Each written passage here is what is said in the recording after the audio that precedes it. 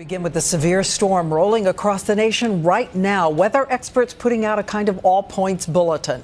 1 in 5 Americans in the path of what could become a weather phenomenon called a derecho, a 240-mile stretch of wicked wind. And ABC's meteorologist Ginger Z is standing watch with the people of Chicago right now. Ginger. Diane, we're just hearing the first rumbles of thunder and seeing the lightning right over the skyline of Chicago. And that's just it. We're not somewhere rural. Tonight, millions in some of the bigger cities in the Midwest included in this highest risk zone.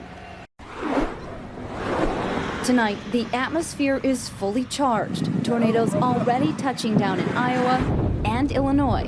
And we are right here. I'm just looking up at the atmosphere, really fired up already here just outside Chicago. The high risk issued for cities like Davenport, Iowa, all the way to Fort Wayne and including Chicago, Illinois. The high risk is just off the charts. That's when we're really sounding the bell as loudly as we can to let folks know that, hey, you really need to pay attention and you really need to take this seriously. The National Weather Service just outside Chicago, a buzz. Could see those thunderstorms gather together and coalesce into a series of lines and segments that would produce damaging wind gusts. The chaos in the atmosphere could produce a dangerous weather phenomenon known as a derecho.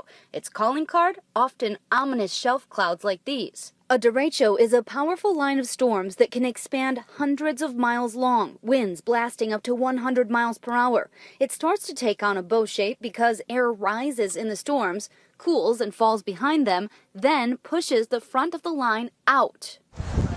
They can be deadly and certainly as damaging as weak tornadoes.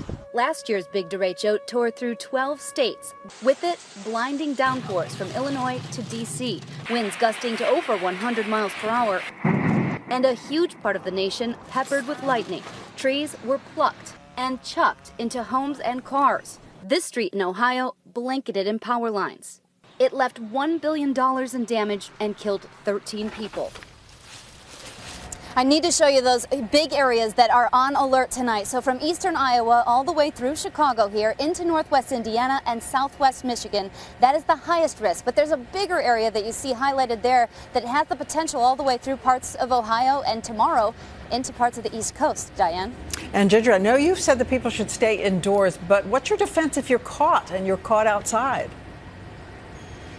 Right. Well, we want everyone to be in shelter always. But if you're outside, if you're in your car, say, you want to be inside the car, put yourself there, and seatbelt, of course, put that on. We want to put the head down, the flashers on, and cover your head from debris. So that's the best. But again, if you can get to shelter, please do. And everybody is being warned to do just that. Thank you so much, Ginger Z, reporting in and standing watch tonight.